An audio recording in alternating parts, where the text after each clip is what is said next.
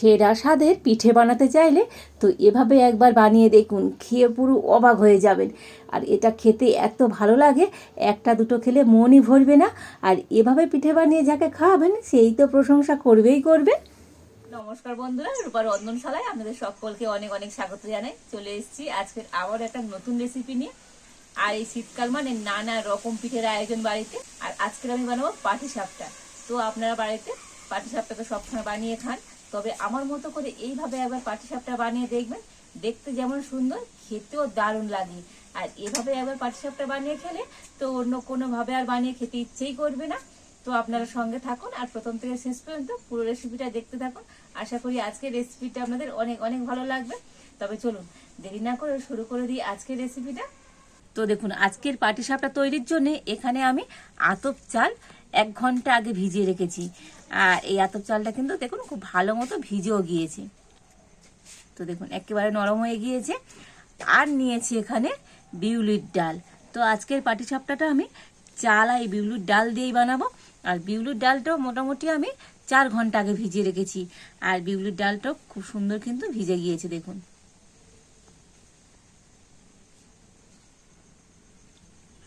আর এবার আমি একটা মিক্সি জার নিয়ে নিয়েছি।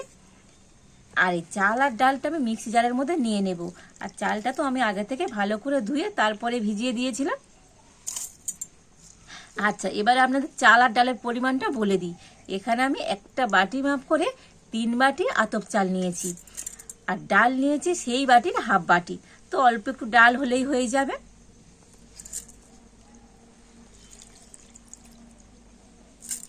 তবে সব চাল একেবারে হবে না, তো দুবার ধরে আমি চাল আর ডালটা মিক্সিতে ভালো করে পেস্ট করে নিয়ে নেব। তো ডালটা সম্পূর্ণই আমি দিয়ে দিলাম।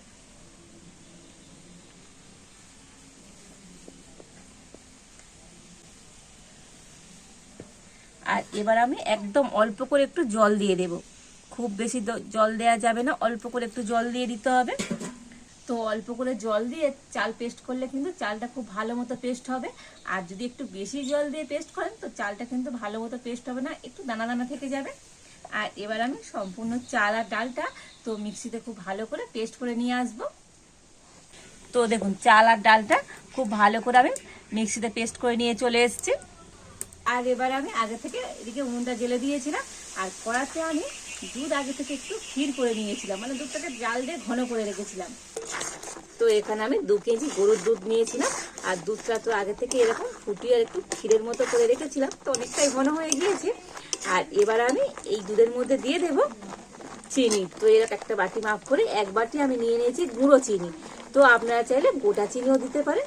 তো আমি গুঁড়ো চিনি 1 বাটি দিয়ে দিলাম। তো গুঁড়ো চিনিটা দিয়ে তো আবারও খুব ভালো করে এইভাবে মিশিয়ে নেব। মানে এটাকে কিন্তু আরও একটু টাইট করে নিতে হবে। আর যখন চিনি এইভাবে দেবেন তো দেখবেন দুধটা কিন্তু অনেকটাই জল হয়ে যাবে। তো আবার আমি খুব সুন্দর নাড়াচাড়া করে তো একটু টাইট করে নেব।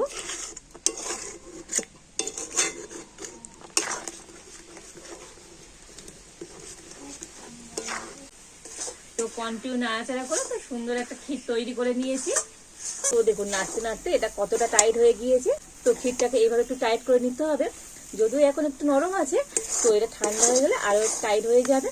তো এবার আমি এটাকে নামিয়ে নেব।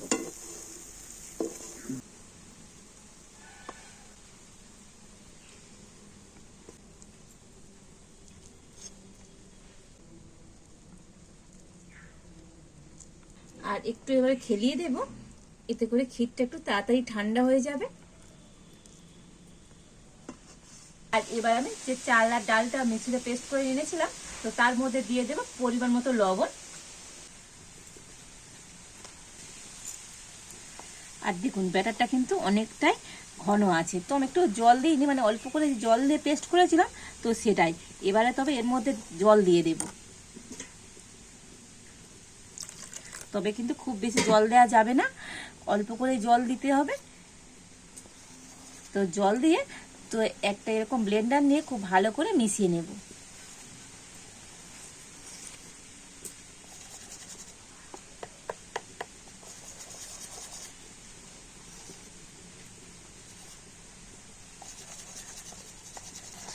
তো দেখুন জল দিয়ে ব্যাটারটা একটু ভালো করে গুলে নিয়েছি। আর এবার এখান থেকে অল্প একটু ব্যাটার আমি অন্য জায়গাতে করে নিয়ে নেব।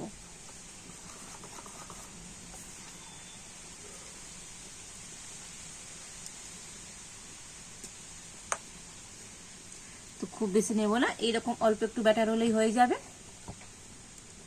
আর এই ব্যাটারের মধ্যে আরো একটু জল দিয়ে দেব।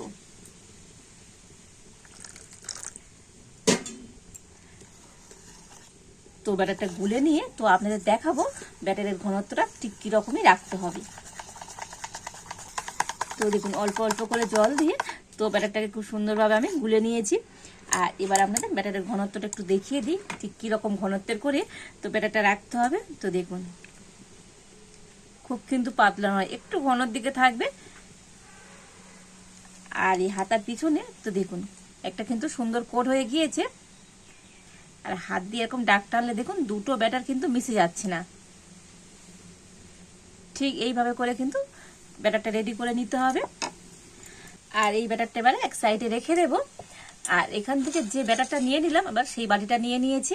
আর এই ব্যাটারের মধ্যে আমি দিয়ে দেব হাফ চামচ কোকো পাউডার।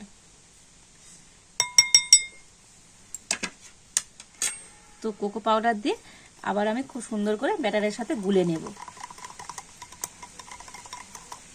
তো দেখুন কোকো পাউডার দিয়ে এই ব্যাটারটাও কিন্তু খুব সুন্দর করে গুলে নিয়েছি। তবে সাদা ব্যাটারের থেকে এই ব্যাটার একটু মানে ঘন হবে, অতটা আর পাতলা হবে না। তো দেখুন ঠিক এইভাবে করে আমি কোকো পাউডারের ব্যাটারটাও গুলে নিয়েছি। এবার এখানে আমি একটা পাইপিং ব্যাগ নিয়ে নিয়েছি।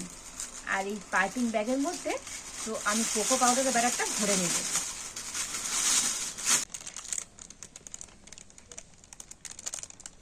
তো আপনাদের কাছে এরকম পাইপিং ব্যাগ না থাকলে তো আপনারা কোনো একটা প্লাস্টিকের 4 কোনা প্যাকেট নিয়ে নেবেন, এতে করেও হবে। আর এবার আমি একটু এরকম গিটলে দেব।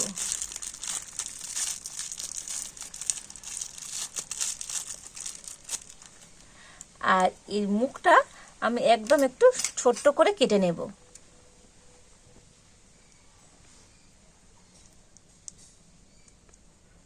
তো দেখুন একদম ছোট্ট করে কেটে নিয়েছি।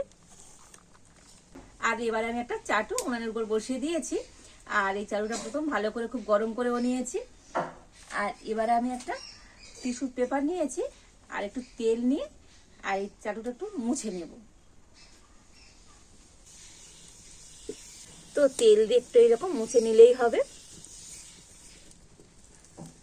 আর এবার আমি কোকো পাউডারের ব্যাটারটা প্রথম একটু এইভাবে করে দিয়ে দেব। একটু এরকম সুন্দর করে ঘুরিয়ে আর দিয়ে দেব।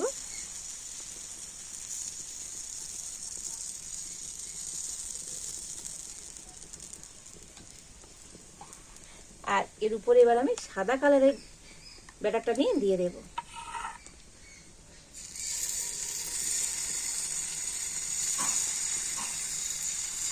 তো এরকম অল্প করে ব্যাটার দিয়ে তো হাতার পিছন দিয়ে একটু ঘুরিয়ে ঘুরিয়ে গোল করে দেব।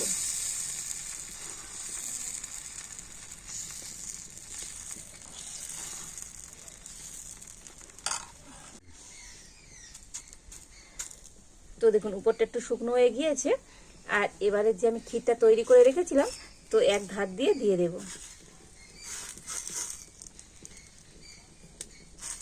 আর দেখুন কত সুন্দরভাবে উঠে গিয়েছে দেখুন। আর এবার আমি হাত দিয়েও এটাকে রোল করে নেব।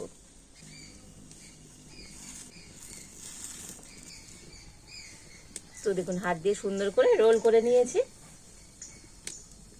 আর কত সুন্দর দেখতে হয়েছে দেখুন আজকের এই পাটিসাপটাটা। তো অসম্ভব সুন্দর লাগছে দেখতে। তো দেখুন এই একটা পাটিসাপটা তৈরি করে নিয়েছি। আর এবার আমি নামিয়ে নেব। আবার একটু তেল আমি টিস্যু পেপারে করে এইভাবে লাগিয়ে দেব। তো আবার আমি একইভাবে করে নেব।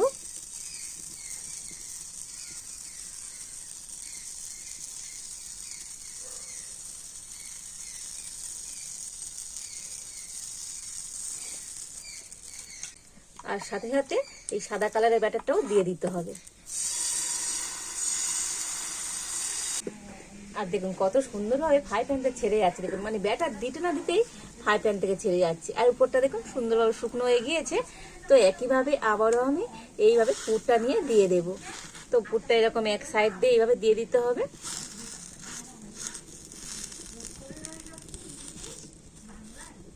আর এবারে আমি খুব সুন্দরভাবে রোল করে নেব। তো দেখেই বুঝতে পারছেন কত সুন্দরভাবে ছেড়ে যাচ্ছে, দেখুন ফ্রাই প্যান থেকে। তো এটা এত সুন্দর ছেড়ে যাবে, তো আপনারা হাত দিয়েও কিন্তু এইভাবে রোল করে নিতে পারবেন।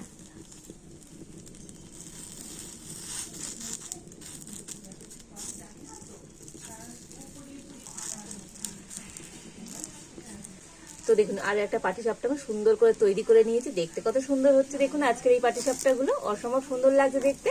আর এবার আমি নামিয়ে নেব।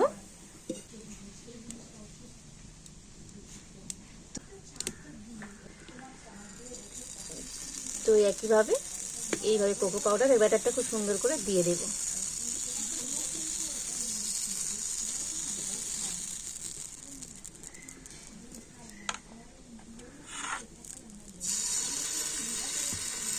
আর এরকম মাঝখানে একেবারে সাদা ব্যাটারটা দিয়ে দিতে হবে। হাতার পিছন দিয়ে একটু এরকম গোল করে দেব। কত সুন্দরভাবে উঠে যাচ্ছে দেখুন, ব্যাটার মানে দেয়া শেষ হবে না তো সুন্দরভাবে ফ্রাই প্যান থেকে ছেড়ে যাচ্ছে। আর উপরটা শুকনো হয়ে গেলে তবেই পুরটা দিতে হবে।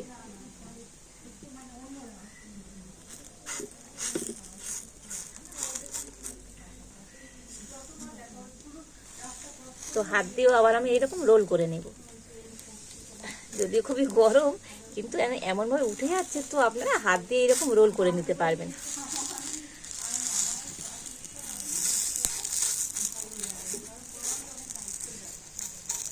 তো দেখুন এই আরো একটা পাটিসাপটা তৈরি করে নিয়েছি। প্রত্যেকটা পাটিসাপটা কতটা মজার হচ্ছে দেখেই বুঝতে পারছেন, অসম্ভব সুন্দর হচ্ছে আজকের এই পাটিসাপটাগুলো।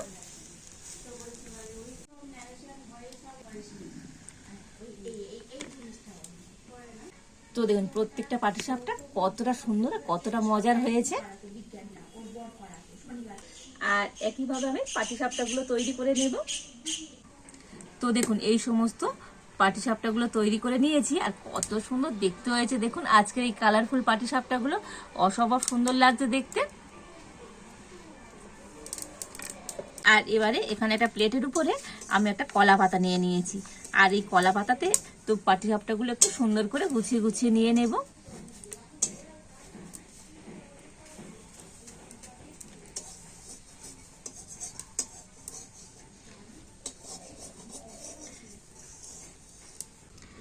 তো দেখুন পাটিসাপটাগুলো প্লেটের মধ্যে সুন্দর করে সাজিয়ে নিয়েছি, আর কত সুন্দর দেখতে হয়েছে দেখুন আজকের এই পাটিসাপটাগুলো, অসম্ভব সুন্দর লাগছে দেখতে। আর শুধু দেখতে সুন্দর নয়, এই পাটিসাপটাগুলো খেতেও তো ভীষণ মজার হয়। তো খেতে এরকম পাটিসাপটা আপনারা বাড়িতে বানিয়ে দেখবেন, সবাই তো প্রশংসা করবেই করবে, দেখতে কত সুন্দর হয়েছে দেখুন।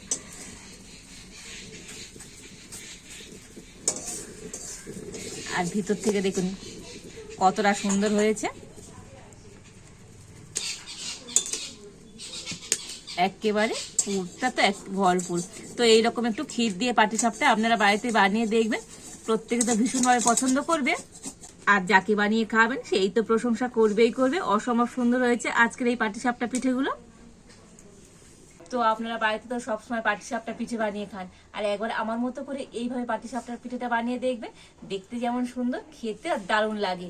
তো আজকের আমার এই পাটিসাপটা পিঠে রেসিপিটা আপনাদের কেমন লাগলো তো অবশ্যই কমেন্ট করে জানাবেন, ভালো লাগলে লাইক শেয়ার সাবস্ক্রাইব করবেন। তো আজ এই পর্যন্ত, আপনারা ভালো থাকুন, সুস্থ থাকুন, দেখা হচ্ছে নতুন কোনো একটা রেসিপি নিয়ে।